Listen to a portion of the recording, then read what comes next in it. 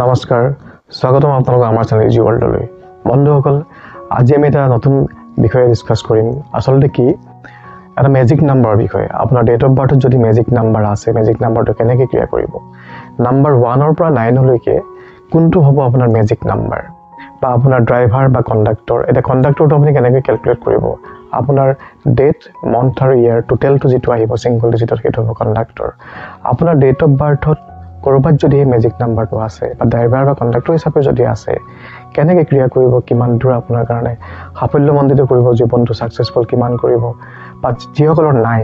কি হ'ব পাৰে এই গোটেইখিনি কথা ডিসকাস কৰিম আৰু বিশ্বাস আপোনালোকে ভাল পাব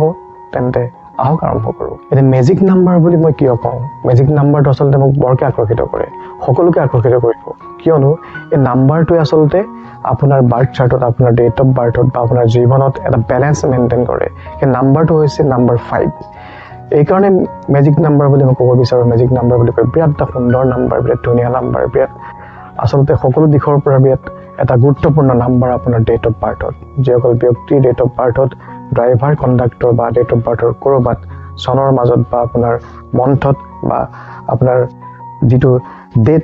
ডেটটো যদি আছে যিকোনো প্ৰকাৰে যদি আপোনাৰ বাৰ্থ চাৰ্টত আহিছে তেতিয়া হলে আপুনি সঁচাকৈ অতি সৌভাগ্যৱান বুলি ক'ব লাগিব কিয়নো আপোনাৰ গোটেই লাইফটো এটা ব্যালেন্স মেইনটেইন কৰি চলিব আসলতে কি হয় যিকোনো দিশত বৰ বেছিও ভাল নহয় বহুত কোনবা মানুহ বহুত দিশত সাফল্যমণ্ডিত হৈছে অৰ্থাৎ সফলতাৰ দিশত আগবাঢ়িছে কিন্তু কিছুমান সেক্টৰত তেওঁ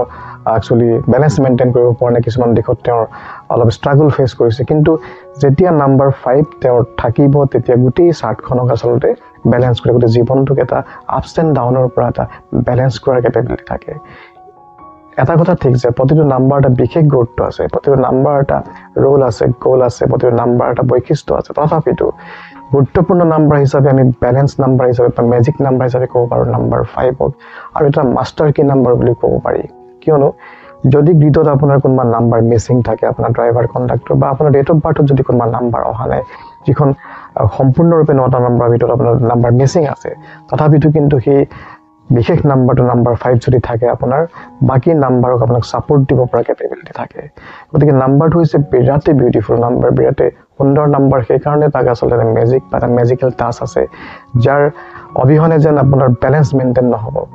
একদম কৰবাত আপুনি একেবাৰে হৰি পৰিব লগা নহয় বা কৰবাত আপুনি বেছিকে ধৰক কোনবা সেক্টৰত বৰ বেছি খেলিমেলি হ'ব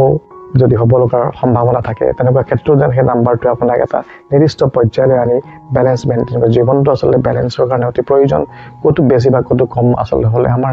মানসিকভাৱে আমি কেতিয়াবা অশান্তি ফিল কৰো কিন্তু বাট এটা ম্যাজিক নাম্বাৰ থাকে ম্যাজিক নাম্বাৰে আপোনাক জীৱনক এটা মধুৰ গতি দিয়াত সহায় কৰে তা সাফল্যৰ দিশত এটা বুষ্ট আপ কাম কৰে চাৰিফালে ব্যালেন্স মেইনটেইন কৰি আগবঢ়াই লৈ যায় কিন্তু এইখিনিতে আৰু এটা কথা হয় যেতিয়া আপোনাৰ ম্যাজিক নাম্বাৰ 5 যদি কিবা কাৰণে মিসিং থাকে চিন্তা কৰাৰ কোনো কাৰণ নাই কাৰণ মোৰো নাই 5 সংখ্যাটো মোৰো মিসিং আছে সেই কাৰণে চাগে বেছিকৈ আকৰ্ষিত বা তেনেকুৱাও নহয় কিন্তু 5 সংখ্যা নাথাকিলেও মান চিন্তা কৰাৰ কোনো কাৰণ নাই তাক আমি আসলে কি কৰিব লাগিব